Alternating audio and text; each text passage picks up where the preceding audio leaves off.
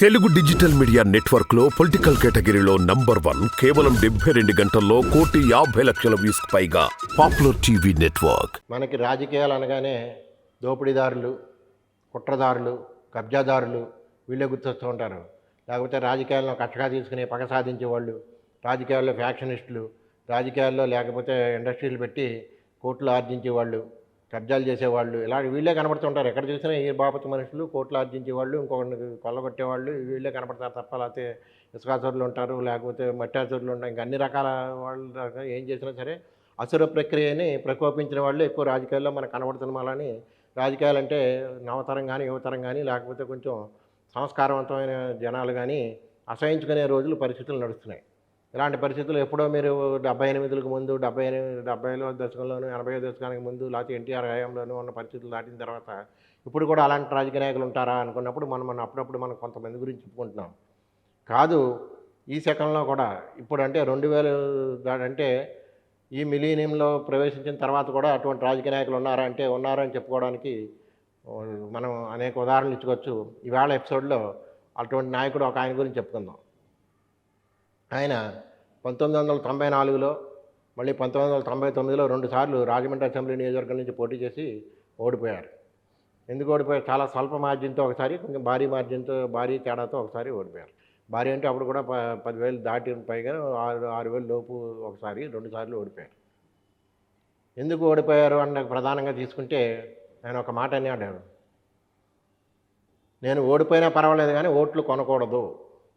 మిత్రులు, సన్నిహిత మిత్రులు, చాలా సన్నిహితంగా ఉండేవాళ్ళు, కొన్ని పేటలతో ఆయనతో చాలా సాన్నిహిత్యం ఉన్నవాళ్ళు వచ్చి, మా పేటలో పలానా ప్రత్యర్థి పార్టీ వాళ్ళు వచ్చి డబ్బులు ఇచ్చేసి కోట్లు కొనేస్తున్నారు, మనం అంత కూడా ఇవ్వక్కర్లేదు, ఇంత ఇచ్చే చాలు, నువ్వు అంటే చాలు, నువ్వు ఇవ్వక్కర్లేదు, మేమే ఇస్తాం, వెళ్ళి పంచిపెడతామని అంటే ఎట్టి పరిస్థితుల్లో వద్దు, ఓట్లు మాత్రం కొనొద్దు, నెగ్గుతాం, ఓడిపోతాం, ఓట్లు కొనే సంప్రదాయానికి మనం వెళ్ళకూడదు అని చెప్పినవాడు. అటువంటి వాడు ఎవరైనా అంటే ఉండవల్లి అరుణ్ కుమార్ గురించి ఈ నేపథ్యం మీకు తెలియదు కాబట్టి ముందు ఉండవల్లి అరుణ్ కుమార్ గొప్ప వక్త, ప్రవక్త, వాచస్పతి, అధికార ప్రతినిధి, ఇవన్నీ మనం చెప్పుకోవచ్చు. కాంగ్రెస్లో జాతీయ స్థాయిలో చాలా ఉన్నతమైన కీలకమైన పదవులు చేసినవాడు, 2 సార్లు ఎంపీ చేసినవాడు, ఇవి తెలుసు తప్ప ఈ నేపథ్యం తెలియదు జనానికి. అది ఆ విధంగా 2 సార్లు ఆయన ఓట్లు కొనకూడదని తర్వాత ఆ సిద్ధాంతంతో పెట్టుకుని అలా ఉండి, అదే ఒకటే కాదు, ఓట్లు కొనకపోవడం ఒకటైనా రాజకీయం ఏంటంటే 2 సార్లు ఆయన ప్రాతినిధ్యం వహించి పార్లమెంట్లోనూ 2 సార్లు కాదు, ఆ వేళ కానీ ఈవేళ కానీ ఎంత సింపుల్గా, ఎంత అంగు ఆర్భాటాలు లేకుండా ఎంత సాదాసీదాగా ఉంటాడు అనడానికి ఆయన ఒకటే పార్లమెంట్ సభ్యుడు అయిన తర్వాత ఆయనకు వచ్చిన హవా మన అందరికీ తెలిసిందే.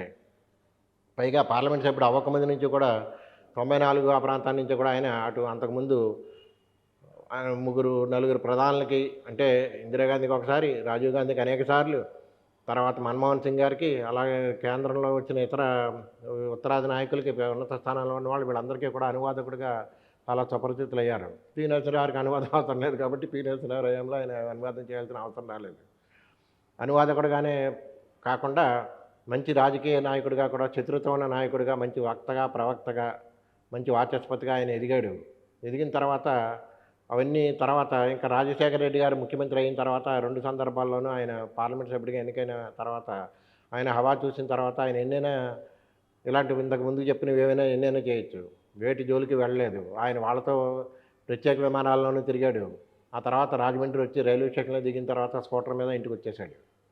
అంత సింపుల్ సిటీ. ఇవాళకి ఆయన 2 ఎంపీ చేసినా సరే కూడా స్కూటర్ మీద కూర్చునో డ్రైవ్ చేసుకుంటూనో రావడం, లేకపోతే తనకున్న ఇప్పటికీ ఆయన వాడుతున్న వ్యాగనార్ కారులో తనే డ్రైవ్ చేసుకుంటూ ఒక్కడు నడుపుకుంటూ ఆఫీస్కి రావడం, బయటికి తిరగడం, ఏమైనా ఊళ్ళో ఉంటే ఫంక్షన్స్కి వెళ్ళడం తప్ప, అంత తప్ప ఎక్కడ హంగు ఆర్భాటాలు అవి లేకుండా నడుపుతున్నవాడే కాకుండా అవినీతి అక్రమాల జోలికి వెళ్లకుండా ఉన్నవాడని కూడా మనం చెప్పుకోవచ్చు. అంటే ఇప్పటికీ ఉంటారా అంటే ఉంటారు. పైగా ఆయన ఏంటంటే రాజకీయాల్లోకి నవతరం, యువతరం చదువుకున్న వాళ్ళు రావాలి, చదువుకున్న వాళ్ళు ఆలోచన పనులు రాజకీయాల్లోకి రాకుండా, రాజకీయాలు పాడైపోయాయి, కుళ్ళిపోయాయి అనుకుని తిట్టుకోవడంతో ఉపయోగం లేదు.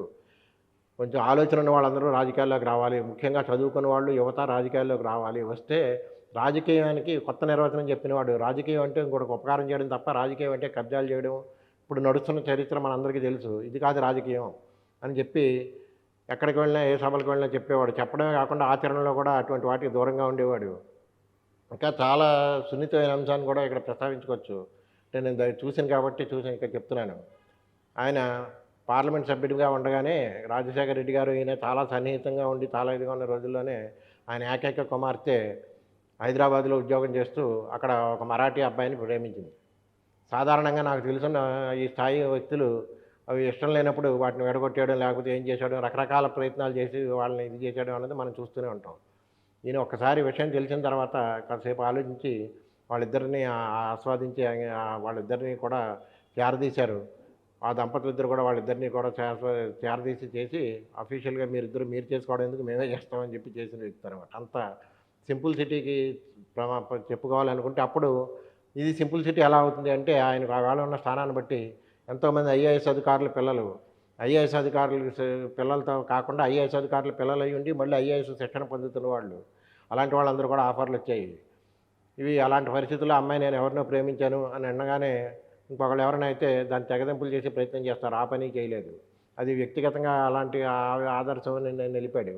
అంతేకాదు రాజకీయ నాయకుడిగా కూడా అంత ఆదర్శం నిలిపాడు. పార్లమెంట్ సభ్యుడిగా కూడా అంత ఆదర్శంగానే నిలిచాడు. ఇలాంటి ఆదర్శంగా ఉన్న వాళ్ళని ఎక్కువ మంది పైగా ఇంకొకటి ఏంటంటే ఇప్పుడు ఆయనకి 2 సార్లు పార్లమెంట్ సభ్యుడిగా చేసిన తర్వాత వచ్చే ఆ పింఛన్ ఉంటుంది కదా! ఆ పింఛన్ అంతా ఆ పింఛను తర్వాత ఆయనకున్న ఆస్తుల మీద వచ్చే అద్దులు, ఈ అద్దుల్ని వీటన్నింటిని ఆయన రాష్ట్ర విభజనకి జరిగిన తీరు అన్యాయం, అక్రమం, చట్టవిరుద్ధంగా జరిగింది ఇది. ఇది రాజ్యాంగాన్ని విస్మరించి వాళ్ళ తలుపులు మూసేసి చేశారు అన్న దాని మీద 10 ఏళ్ల నుంచి ఒంటరి పోరాటం చేస్తున్నాడు. చాలామంది పోరాటానికి కోర్టులో వేసిన వాళ్ళే గానీ ఇంత పట్టట్టి దీని పోరాటం ఎవరు చేయట్లేదు. ఈయన మాత్రం ఒంటరి పోరాటం చేస్తూ తన పింఛన్‌తో సహా తనకు వచ్చే అద్దెల మీద వచ్చే డబ్బుల్ని వీటన్నింటిని కూడా ఈ న్యాయ పోరాటం గురించి ఖర్చు పెడుతున్నాడు. వెచ్చిస్తున్నాడు. ఢిల్లీ వెళ్ళడం, రావడం, అక్కడ కోర్టులు, ఖర్చులు, ఫీజులు ఇవన్నీ వీటి మీద ఖర్చు పెడుతున్నాడు. అలా అని ఇంకొకళ్ళ దగ్గర ఆశించే మనిషి కూడా కాదు. ఇటువంటి ఆదర్శ పురుషులు ఉంటారా? ఉంటారు. ఎప్పుడుంటారు? మనం ఆదరిస్తే ఉంటారు. ఇలాగే చెప్పుకోవాలనుకుంటే ఇలాంటి ఎపిసోడ్ మళ్ళీ అరుణ్ కుమార్ విషయంలో ఇలాంటివి చెప్పుకోవాలంటే వ్యక్తిగతాలుగా చాలా విషయాలు ఇంకా ఆయన ఎన్నికల్లో పోటీ చేసినప్పుడు 1, 2 ముచ్చట్లు కూడా చెప్పుకుందాం. చాలా ఉంటాయి కానీ 1, 2 ముచ్చట్లు ఏంటంటే ఆయన ఒకసారి పార్లమెంట్ సభ్యుడిగా పోటీ చేసినప్పుడు బొమ్మన రాజకుమార్ గారు, ఆయన బొమ్మన రాజకుమార్ గారు అంటే అందరికీ తెలిసి ఉన్నదే బొమ్మన బ్రదర్స్‌లో. ఆ బొమ్మన రాజకుమార్ గారు వచ్చి రూ. 2,00,000 అరుణ్ కుమార్ గారు ఉంచండి ఎన్నికల ఖర్చుల కోసం ఉంటాయంటే, వద్దు ఇది నీ దగ్గరే ఉంచు అవసరమైనప్పుడు అడుగుతానని చెప్పి అన్నాడు. ఆయన తీసుకోలేదు ఎన్నికల సందర్భంలోను, ప్రచార సమయంలో కూడాను. పైగా ఆయన ఎప్పుడు కూడా ఎన్నికల ఖర్చులు దాటి ఖర్చు పెట్టిన పాపతు లేదు. పైగా ఎందుకు ఆయనకి ఈజీ కూడా అయింది అని అనుకుంటే ఆయన దేశం అంతా రాష్ట్రం అంతా తిరుగుతున్నాడు. దేశంలో పైగా ఇతర రాష్ట్రాలకి ఇన్ఛార్జిగా ఇతర ప్రాంతాల్లో తిరిగినా సరే కూడా ఆయనకి ఎందుకు 2 సార్లు నెగ్గినాయంటే ఆయన పలుకుబడితో తప్ప అప్పుడు 2 జమిలీ ఎన్నికలు, 2 సార్లు అసెంబ్లీ ఎన్నికలు కూడా రావడం వల్ల అసెంబ్లీ ఎన్నికలు ఈయన ఉదాహరణ వేసుకుని ఈయన ప్రచారం కూడా చేయడం వల్ల నెగ్గాడు తప్ప ఈయన అప్పుడు కూడా ఎప్పుడు ఓట్లు కొనడం అన్న దానికి జోలికి వెళ్ళలేదు. పరిమితులకు మించి ఖర్చు పెట్టడానికి ఆలోచనలు చేయలేదు. మరి ఆ తర్వాత ఎన్నికలు అయిపోయిన తర్వాత తొలిసారిగా ఆయన ఎంపీ అయిన తర్వాత తనకున్న పార్లమెంటరీ నియోజకవర్గ లోకల్ ఎంపీ ల్యాడ్స్ ఫండ్స్ని ఆ పార్లమెంటరీ నియోజకవర్గానికి అభివృద్ధి కోసం ఇచ్చిన ఫండ్స్ని దాన్ని ఆయన ఏం చేశాడంటే ఇక్కడ ఉన్న పరిస్థితులను బేరీజ్ వేశాడు, అంచనా వేశాడు. కొన్ని ప్రాంతాల్లో ఈ బహిర్భూమికి వెళ్ళడం అన్నది రోడ్ల మీదను అందరికీ చాలా అగౌరవమైన పరిస్థితుల్లోనూ వెళ్లాల్సి వస్తుందని గమనించేటువంటి ప్రాంతాలు ఏమైనా చూసి ఆ ప్రాంతాల్లో దాన్ని ఆదర్శంగా వాళ్ళని ఒక స్వచ్ఛంద సంస్థను తీసుకొచ్చి ఆ స్వచ్ఛంద సంస్థతోటి తన డబ్బులన్నింటికి ఎంపీ ల్యాడ్స్ డబ్బులన్నింటినీ వాటికి ఖర్చు పెట్టించి అప్పుడు బొమ్మన రాజకుమార్ గారికి నువ్వు 2 లక్షలు ఇస్తా అన్నావు కదా, పలానా కడియంలో ఈ కాంప్లెక్స్ కడుతున్నాము, ఈ కాంప్లెక్స్ కడుతుంటే అక్కడ బోర్ అవసరమైంది వాటర్కి, ఆ బోర్కి వేయించు నీ డబ్బులు ఇస్తా అన్నావు కదా అని చెప్పాడు. ఇలా మీకు ఒక ఎగ్జాంపుల్ చెప్పాను. ఇలాంటివి చాలా ఉంటాయి, ఇలాంటి ఎగ్జాంపుల్స్. అందుచేత పరధనాన్ని పాముతో సమానంగా చూసినవాడు, తర్వాత పరుల సొమ్మును ఆశించనివాడు, తర్వాత పైరువీలు చేయడానికి సాహసించనివాడు, ఇలాంటి వాళ్ళు రాజకీయాల్లో ఉంటారు అని అనడానికి ఇక్కడి నుంచే ఇంకొక అభ్యర్థిని కూడా చెప్పుకోవాలి. ఇక్కడ రాజమండ్రిలో మిడియం బాబురావు గారు, ఆయన రాజమండ్రి వాస్తవ్యులైనా భద్రాచలం పార్లమెంటు నియోజకవర్గానికి ప్రాతినిధ్యం వహించారు. మిడియం బాబురావు గారు ఎస్టీ నియోజకవర్గం నుంచి, ఆయన డాక్టర్ కూడాను, డాక్టర్గా ప్రజా వైద్యాలు జరిపి ఎంతో సేవలు అందించిన మిడియం బాబురావు గారు కూడా అంతా ఆదర్శంగాను అన్నీ ఆదర్శంగా. ఆయన ఇంకా ఏంటంటే పార్లమెంట్ సభ్యుడిగా కూడా ఆర్టీసీ బస్సులో నియోజకవర్గంలో పర్యటించిన వ్యక్తి ఆయన మిడియం బాబురావు గారు. ఆయన కూడా తనకొచ్చి పార్లమెంట్ సభ్యుడిగా ఇచ్చి జీతభత్యాలు, వేతనాలు ఇవన్నింటిని కూడా పార్టీకి ఇచ్చేసి, పార్టీ ఇచ్చిన నెలకి వారీ ఇంత ఖర్చు అవుతుంది అనుకుని లెక్క వేసి ఇచ్చిన సొమ్ముతోనే తిరిగాడు తప్ప మళ్ళీ ఇంకో పావలా ఎక్స్ట్రా కోసం ఇంకొకళ్ళని ఆశించిన వాడు కాదు, శాసించిన వాడు కాదు. అటువంటి వ్యక్తులు ఇంకా ఇప్పటికీ రాజకీయాల్లో ఉన్నారు. ఎందుకు ఉంటారు అని అనుకుంటే మనం ఆదరిస్తూ ఉంటారు. అలాంటి వాళ్ళని ఆదరించుకుంటే ఇవాళ మనం తిట్టుకోవాల్సిన అవసరం ఉండదని చెప్తూ ఇంకో ఎపిసోడ్లో ఇంకో మంచి వ్యక్తి గురించి చెప్పుకుందాం. నమస్కారం.